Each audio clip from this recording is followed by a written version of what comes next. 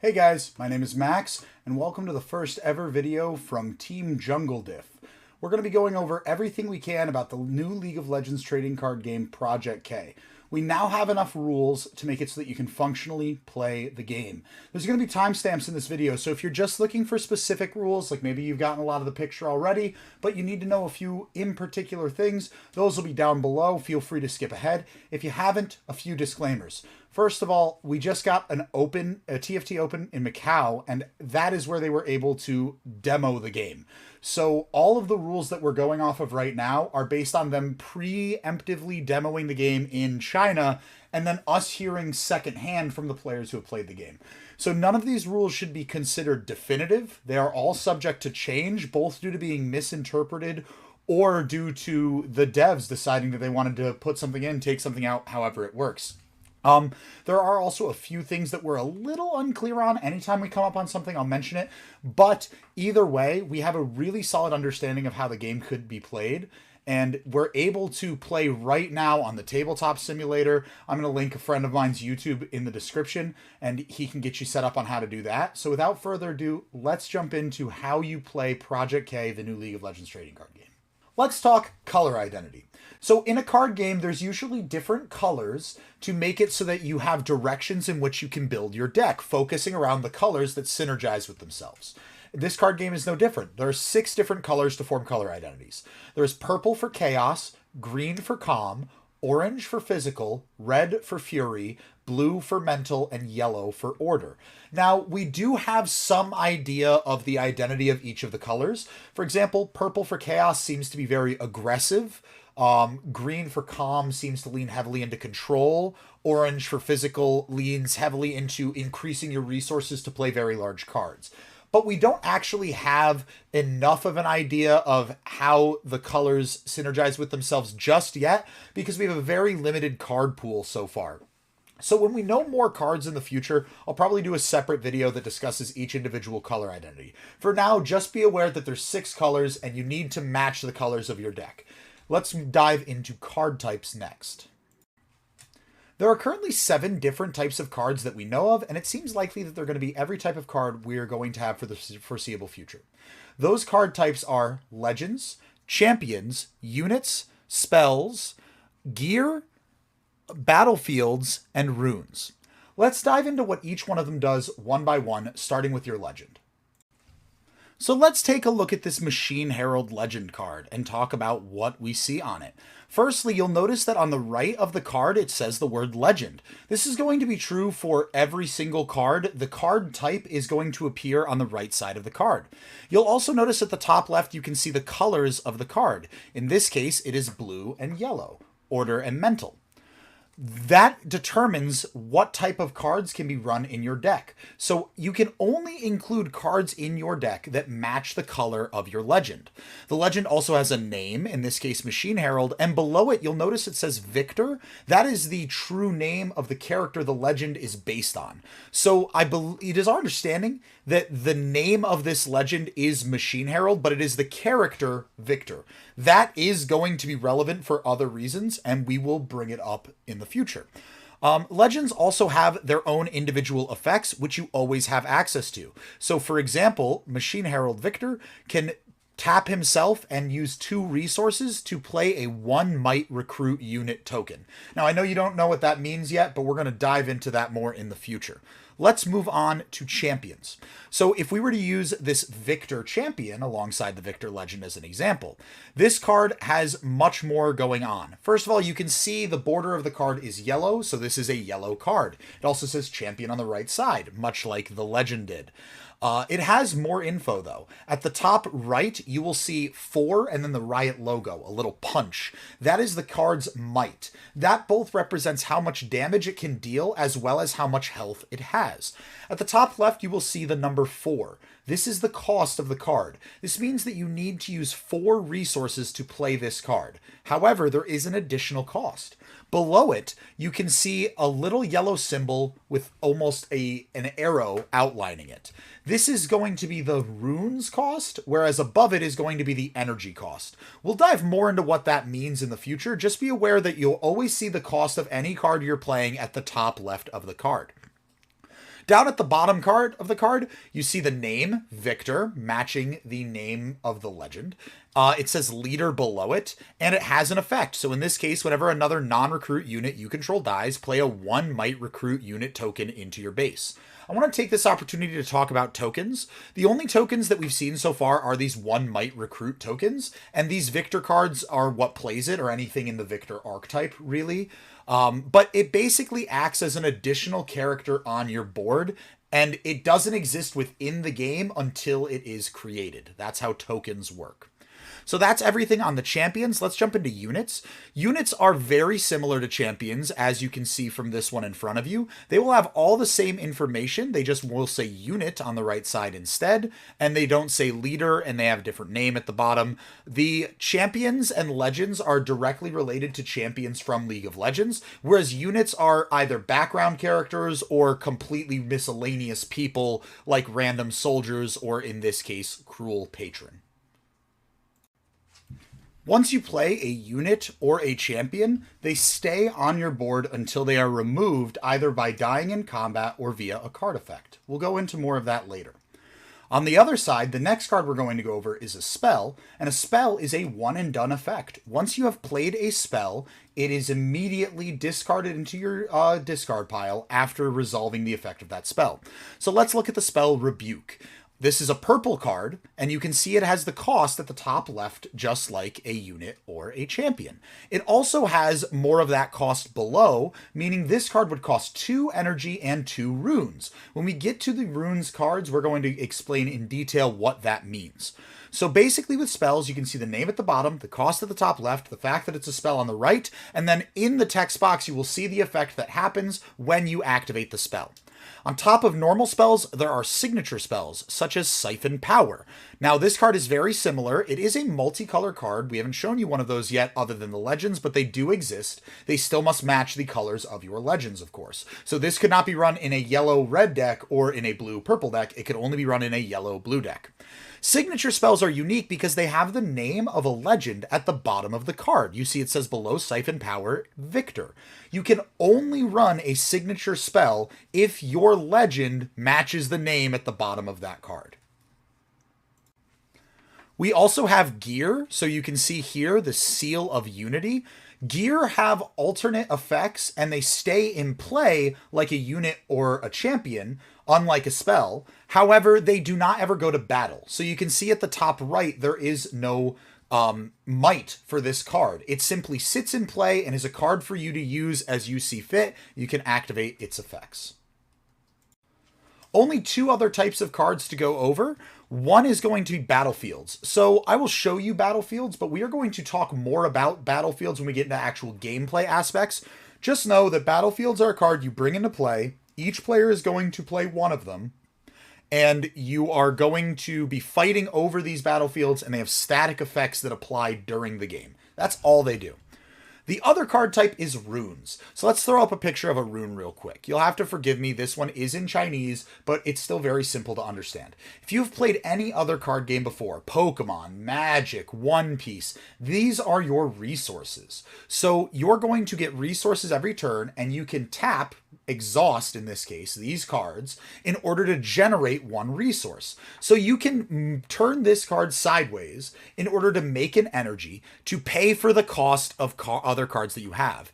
However, you can also recycle this card to generate a rune. So if we were to pull Rebuke back up for a second, you can see it has a cost of 2, but also it has 2 rune cost below it. When you recycle one of these cards, you put them back into your rune deck. So you destroy it off your board, essentially. And that's how you pay for those rune costs. So turning it sideways will pay the energy cost, and then the card stays there, and you send it back to your deck to pay the rune cost. You can send already tapped cards back to your deck to pay the rune cost. They do not have to be active cards. You can tap them to get the energy, and then send them back into your deck to pay the rune cost. Let's talk briefly about deck construction. So as I mentioned earlier, when you're building a deck, you're going to start by choosing a legend. The legend is going to be the leader of your deck, and all of the cards in your deck have to match the color of the legend. We currently do not have any colorless cards other than battlefields, but battlefields do not start in your deck. you are going to construct a deck of 40 cards that all match one of the two colors of your legend. This is going to be from amongst gear, units, champions, and spells.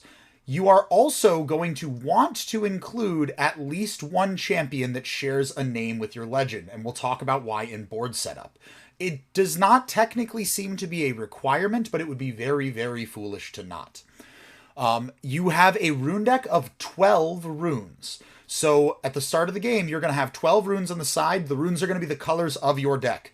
We do not currently believe there is any reason that you can't split the runes however you want. So you could run 6 of one color, 6 of another, or you could run 12 of one color if for some reason you're in monocolor, even though you have 2 colors as access. You could run 10 and 2, 11 and 1, any combination of runes that are within your colors in your rune deck. You are also going to build a deck with 3 battlefields in it that work well for your character.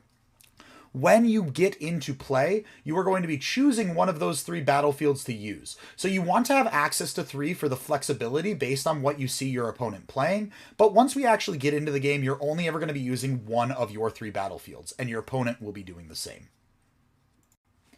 Now we can discuss board setup. So at the start of the game, you're going to play your legend in the legend zone. I'm throwing a picture up here of a sample board setup from one of the trailers that is very accurate. So you can see on the left-hand side is the Yasuo player, who has a purple-green legend Yasuo. You also might notice that he has a character in play. Now normally, a champion in play. Normally, you can only put a champion into play if it is in your hand. However, at the start of the game, both players choose a champion in their deck that shares a name with their legend, and they put it in this champion zone, for lack of a better term. You can play the champion from your champion zone as if it was in your hand. At any time during the game, you still have to meet the requirements of playing the card. So in this Yasuo's case, you still have to pay the energy and the rune cost to play it, but you always have access to it as if it was in your hand. This adds consistency to the game. It's a really unique touch. Once it dies it does go to the discard, or if it gets bounced, it goes to your hand. We have no reason to believe that it's like Commander in Magic the Gathering, where you can just keep putting it back in that champion zone. But it does give you always permanent access to it.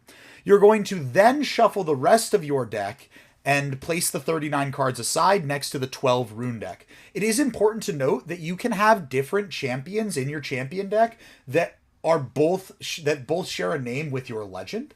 What this means is, for example, let's throw up Jinx red purple. We've seen 2 different Jinx champion cards, a purple one and a red one. So after you've seen what deck you're playing against, you can decide which of these you want to have enter play. You're then going to choose one of your 3 battlefields, and you're going to be playing with that battlefield, and your opponent is going to do the same. This is the beginning of the board setup. Once you actually get into beginning the game, both players are going to draw 4 cards. This is your opening hand. You can choose to mulligan up to 2 cards. What this means is you can choose up to 2 cards in your hand and return them to your deck, shuffle your deck, and then draw 2 cards to replace them. This is a consistency issue, so it allows you to make sure that your opening hand is not so bad that it's the reason you automatically lose the game. At the start of your turn, you are going to switch all of your tapped cards to active, all of your exhausted cards to active. You are going to add 2 runes from your rune deck into play active, and you are going to draw 1 card. You also, if you are the player going second, the first time you add runes to your board, you're going to add 3 instead of 2. And that is the slight benefit of going second. Otherwise, first is just an automatic advantage. And that's everything that you need to do to be setting up the board. Let's talk about gameplay for a second. You'll notice that there's multiple zones on this battlefield. There's one in the back that is for your runes. To the left of that is your discard, so it's where you put all of the spells you've used, any of your units that have died, they go over there. Your runes go in that zone in the back. Then in between the middle, where you see the 2 battlefields and the runes, is what's known as your base. When you first play a card, it gets played to your base exhausted. If you're playing a unit or a champion specifically, they get played to your base exhausted. Then in the middle is the battlefields. If you have an unexhausted character in your base, an active character in your base, you may exhaust it to move it to a battlefield. The crux of the game is going to be warring over these battlefields. Every time that you successfully conquer a battlefield, which we'll get into the specifics of later, you get a victory point. And once you are at 8 victory points, you have won the game, with a few specific conditions on how you must amass that 8th point. You also gain a victory point if at the start of your turn you control a battlefield. So for each battlefield you control, you will gain 1 victory point at the start of your turn. And then if you ever either steal a battlefield from your opponent, or if you take over a battlefield with nobody at it, you get an additional victory point for that. It is also worth noting you can only ever score each battlefield once per turn. So Yasuo in particular is a move deck where you can take things off battlefields, then maybe put them back on. In this scenario, you cannot move between battlefields 3 times in a single turn and score 3 points each. You can only score any points for each battlefield once per turn. Let's talk about how you conquer a base. So when you move one of your units or champions to a base, you have to check whether or not your opponent is currently occupying that battlefield. If nobody is occupying that battlefield, you have successfully conquered that battlefield, and you get a free victory point for nothing. If your opponent is occupying that battlefield, a showdown ensues. When a showdown ensues, your cards are going to be battling your opponent's cards. At this stage, both players, starting with the attacker, whoever's turn it is, have the chance to play cards or use effects. This is to influence the outcome of that battle. So you cannot play champions or units at this time, but you can play spells. You cannot move units to bases unless an effect says otherwise. But you can play spells from your hand or maybe use one of your legend effects to influence the outcome. Once you have added an effect to what we are going to be calling the chain, your opponent has the chance to then add a new effect to that chain. And then you can once again add another effect to that chain. And then you're going to resolve them in reverse order. So the last effect added to the chain is going to be the first effect resolved. Let's go through an example. In this example, let's assume you are playing Yasuo and your opponent is playing Victor. Your opponent currently holds a battlefield, Altar to Unity, with a 1 might recruit token. If your opponent begins their next turn holding this battlefield, they're going to gain a victory point for holding the battlefield and a recruit unit token based on the effect of Altar of Unity. You want to prevent this from happening. So you decide to take the active Clockwork Keeper in your base and move it to the battlefield Altar to Unity by exhausting it at that battlefield. This initiates a showdown. You, as the attacker, have the first chance to add effects to this combat, this showdown, in order to affect the outcome. Content with your 2 might Clockwork Keeper versus the 1 might recruit, you probably would not add any effects. The Victor player, on the other hand, definitely wants to continue to hold Altar to Unity. So they play Siphon Power. This is going to give their recruit 1 additional might and remove 1 might from your Clockwork Keeper. This is going to make it him having the 2 might unit and you having the 1 might unit. You definitely want to prevent yourself from losing your Clockwork Keeper and this battle, so you use the spell Wind Wall, which is going to counter, meaning it does not even activate in the first place, the Siphon Power. However, the Victor has one last sneaky trick up his sleeve and decides to play Hidden Blade, killing your Clockwork Keeper entirely. You now resolve the effects in reverse order. The Hidden Blade will happen, killing the Clockwork Keeper and allowing the Yasuo player to draw 2 cards. And then the Wind Wall will happen, removing the Siphon Power from the chain altogether, and that will be the end of this showdown. Victor will have 1 might to your 0, and they continue to hold their battlefield. This is a good place to note that you do not gain a victory point for winning this battle as the Victor player. You only gain a victory point if you win a battle as an attacker. If you are the defender, the reason you are defending is to get the victory point at the start of your turn. It is also worth noting that when you move a unit or champion from your base to a battlefield, you do not have to move 1. You can move any number of units and champions from your base to a battlefield you are trying to conquer, as long as they are active and you exhaust them when they move. So feel free to send 7 units after that 1 recruit token if it suits your fancy. Now let's take this exact same example, but assume that the victor player did not have any sneaky tricks up his sleeve. Well, now let's resolve the combat with both of these units in play. They are going to do damage to each other, so the recruit is going to do damage to the Clockwork Keeper and vice versa. The Clockwork Keeper is going to kill the recruit and then receive 1 damage. That 1 damage does not affect how much might the Clockwork Keeper has. So they will still deal 2 damage in subsequent showdowns. However, once the amount of damage a unit has received, or champion, surpasses its might, meets or beats its might, the unit will die. So, Yasuo will successfully conquer this base, scoring a victory point and keeping their Clockwork Keeper safe on that base for the moment with 1 damage that will retain indefinitely. It is worth noting that the damage being retained forever is something we do not have complete confirmation of. We have seen no evidence of a step or phase that removes damage from the cards, and all of the evidence points towards the damage staying, unlike something like Magic the Gathering where you remove the damage in between turns. However, this is a ruling we are not 100% certain on, and it may be fixed in the future. Now, as we have mentioned, once you are at 8 victory points total, you win the game. But there is a caveat to this. You cannot score your 8th victory point unless you meet one of 2 conditions. You can score your 8th and final victory point if you have conquered both battlefields in the turn. In a multi-man game, we believe you still only need to conquer 2 battlefields in a single turn, but we're ignoring multi-man rules for the purposes of this video.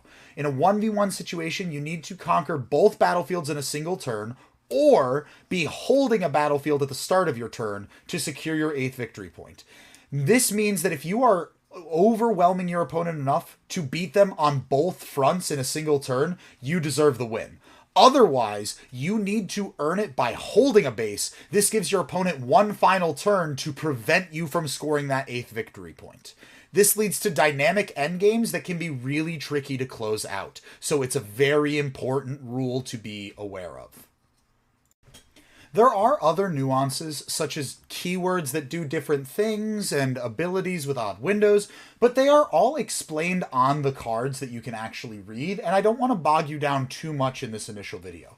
You should now have all of the information you need to start playing the game, hopefully. If you have any other questions, feel free to ask me in the comments. I'm also going to link a Discord that is the Project K community server run by Willow CCG. If you don't know about him yet, first of all, what rock have you been sleeping under? But second of all, you should definitely check him out. He has some very well-informed content out there. I hope that you guys learned something from this video, and I look forward to seeing you on the battlefield.